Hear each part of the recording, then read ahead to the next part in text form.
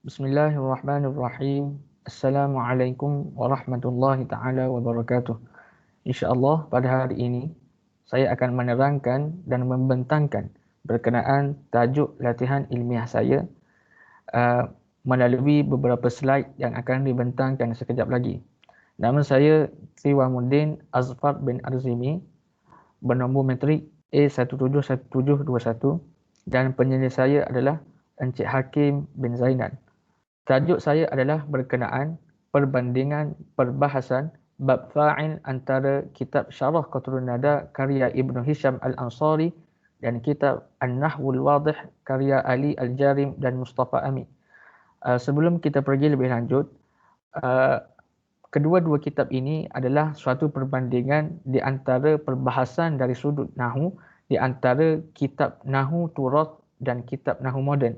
Kitab Nahu Turath dalam kajian ini adalah kitab Syarah Qatrun Nada dan kitab Nahu Moden adalah kitab An-Nahwul Wadih yang dikarang oleh Ali Al-Jarim dan Mustafa Amin. Sebelum pergi lebih lanjut, sedikit latar belakang berkenaan Ibnu Hisham. Nama sebenar Ibnu Hisham adalah Jamaluddin Abu Muhammad Abdullah bin Yusuf bin Hisham Al-Ansari. Dilahirkan pada tahun 708 Hijrah dan wafat pada malam Jumaat dalam bulan Zulkaidah pada tahun 716 Hijrah. Antara karya yang ditinggalkan oleh Ibnu Hisham adalah yang pertama Al-Jami'us Saghir fi Nahwi, yang kedua Awdahul Masalik ila Alfiyah Ibnu Malik, dan yang ketiga kitab yang sedang saya kaji sekarang iaitu Syarah Qatrun Nada. Yang seterusnya adalah latar belakang Ali Al-Jarim. Nama sebenar beliau adalah Ali bin Saleh bin Abdul Fattah Al-Jarim. Beliau seorang sastrawan dan penyair Mesir.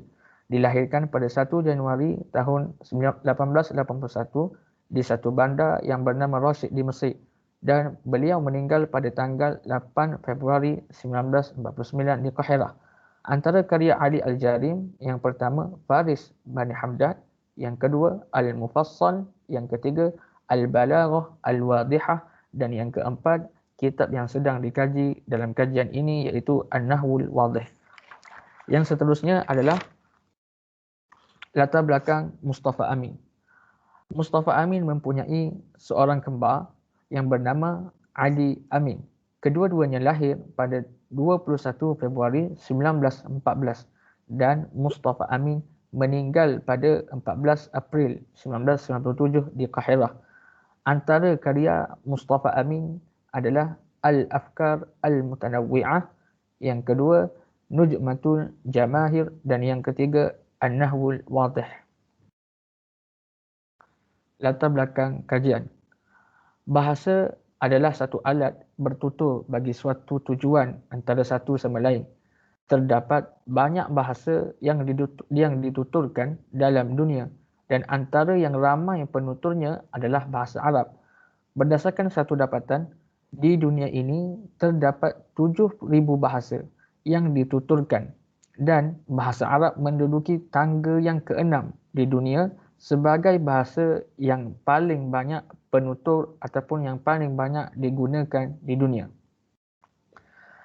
Melihat kepada pentingnya untuk memelihara bahasa Arab, memelihara kelangsungan bahasa Arab, para ulama bahasa mengambil inisiatif mengarang kitab. Hal ini supaya bahasa Arab tidak ketinggalan dan tidak terkebelakang berbanding bahasa-bahasa yang lain. Antara kandungan penting yang dimuatkan oleh mereka adalah perbahasan berkenaan ilmu Nahu berbanding ilmu-ilmu lain yang berkaitan dengan bahasa Arab. Sebagai contoh, ilmu balaghah, ilmu mantiq, ilmu ma'ani dan lain-lain. Persoalan kajian. Apakah perbezaan antara kitab Nahwu Turath dan Moden dalam memaparkan perbahasan sesuatu bab? Yang kedua, bagaimanakah Ibnu Hisham mengemukakan perbahasan bab fa'il dalam kitab Syarah Qatrun Nada?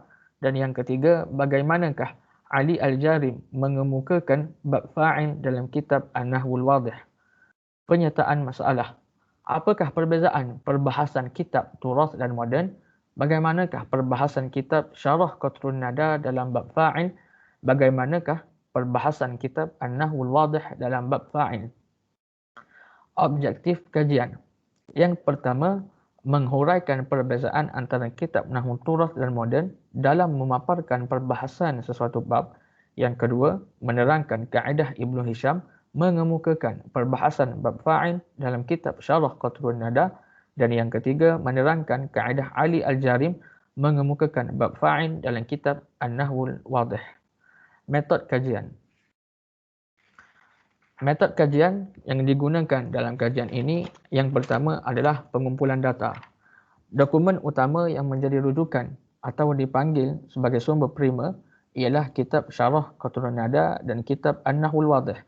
Manakala bagi dokumen sekunder pula diperolehi dari bahan penulisan seperti buku, disertasi, jurnal, kertas kerja, prosiding seminar, pamphlet dan seumpamanya. Yang kedua adalah penganalisisan data. Yang pertama adalah kaedah tematik. Data-data yang dikumpulkan hasil kajian lepas dibahagikan kepada beberapa tema. Yang kedua, kaedah induktif. Kaedah ini digunakan untuk menganalisis data yang khusus bagi mendapatkan kesimpulan yang umum.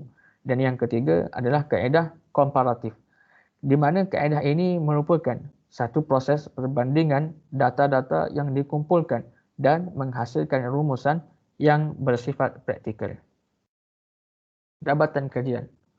Yang pertama, Ibnu Hisham adalah seorang tokoh bahasa yang mana beliau cenderung kepada mazhab Misriyah, manakala pengarang kitab An-Nahwul Wadih pula lebih cenderung kepada mazhab Baghdadiyah.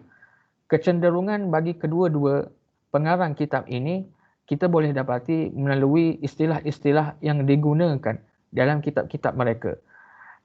Ditentukan Ibnu Hisham ini lebih cenderung kepada mazhab Misriyah dan pengarang kitab An-Nahwul Wadih lebih cenderung kepada mazhab Baghdadiyah adalah melalui penggunaan ataupun cara huraian di dalam kitab masing-masing. Ibnu Hisham seperti ulama-ulama nahwu yang lain di mana beliau mengambil pandangan-pandangan daripada ulama-ulama nahwu yang sebelumnya dan dimuatkan dalam kitab beliau. Kaedah penulisan Ibnu Hisham, beliau akan mendatangkan pandangan-pandangan dari ulama-ulama sebelum ini seperti contoh pandangan ulama Basrah dan Kufah, dan kemudian beliau akan analisis pandangan tersebut dan kemudian beliau akan menyatakan kecenderungan beliau bagi permasalahan tersebut. Dan turut dikatakan Ibnu Hisham bukanlah mengikut mana-mana aliran daripada mazhab ataupun aliran nahwu. Bahkan beliau dilihat lebih memilih jalan tengah tanpa memihak kepada mana-mana mazhab. Yang kedua, kitab Syarah Qatrun Nada boleh dianggap sebagai satu kitab yang ringkas. Meskipun begitu, kandungan perbahasan dalam kitab ini agak terperinci berbanding kitab-kitab nahwu asas yang lain. Yang ketiga, kitab Nahwul Wadih pula mengandungi dua juzuk iaitu dua bahagian. Dan bab fa'il terdapat dalam juzuk yang pertama. Ketika menyusun bab dalam kitab Syarah Qatrun Nada, Ibnu Hisham menyusun bab-bab nahwu itu daripada satu bab kepada satu bab. Diikuti setiap bab yang dibincang itu dengan syarahan. Setiap syarahan akan disertakan sekali penerangan syarat, jenis dan perbincangan i'rab bagi bab tersebut. Sebagai contoh, bab fa'il, Ibnu Hisham akan mengemukakan syarahan-syarahan yang berkaitan dengan bab fa'il. Yang pertama, beliau akan meletakkan berkenaan ta'rif, kemudian diikuti dengan syarat-syarat yang berkaitan dan jenis yang berkaitan dengan fa'il, dan diakhiri dengan perbincangan i'rab bagi bab fa'il. Didapati dalam kitab Syarah Qatrun Nada ada perbahasan yang berasingan tetapi digabungkan dalam satu bab. Sebagai contoh dalam perbahasan bab fa'il. Sekiranya dilihat dalam kitab lain, bab tersebut bukanlah disertakan sekali dalam bab fa'il, tetapi dalam kitab Syarah Qatrun Nada, Ibnu Hisham meletakkan, mensekalikan bab tersebut di dalam bab fa'il. Seterusnya, kitab An-Nahwul Wadih, pengarang membahaskan sesuatu bab dengan mengemukakan contoh ayat, kemudian menghuraikan setiap contoh yang didatangkan secara ringkas dan mengeluarkan kaedah nahu yang berkaitan dengan tajuk yang dibahaskan. Sebagai penutup, penerangan nahu dalam kitab Turath dan Modern mempunyai gaya yang tersendiri. Karya Syarah Qatrun Nada merupakan satu penulisan yang syarat dengan huraian dan memerlukan sedikit pemahaman asas sebelum mempelajarinya. Hal ini kerana Syarah Qatrun Nada dianggap sebagai syarahan yang lengkap, walaupun kitab Syarah Qatrun Nada diklasifikasikan sebagai kitab yang sesuai bagi golongan permulaan. Karangan Ali Al-Jarim dan Mustafa Amin pula dipersembahkan dalam bentuk yang ringkas tetapi memenuhi keperluan asas bagi menguatkan pemahaman dalam ilmu nahu. Meskipun karya Ali Al-Jarim dan Mustafa Amin ini didatangkan dengan huraian yang ringkas, tetapi huraian yang ringkas tersebut memenuhi keperluan bagi mereka yang ingin memantapkan pemahaman nahu mereka. Dan boleh dikatakan juga kitab An-Nahwul Wadih ini bukan sahaja sesuai bagi golongan permulaan, bahkan turut sesuai bagi mereka yang sebelum ini telah biasa mempelajari ilmu nahu dengan kitab-kitab lain. Dan kaedah-kaedah yang digunakan ataupun yang diletakkan dalam kitab An-Nahwul Wadih sesuai untuk dihafaz dan diingati sebelum melanjutkan pelajaran nahu ke kitab-kitab nahu yang lain.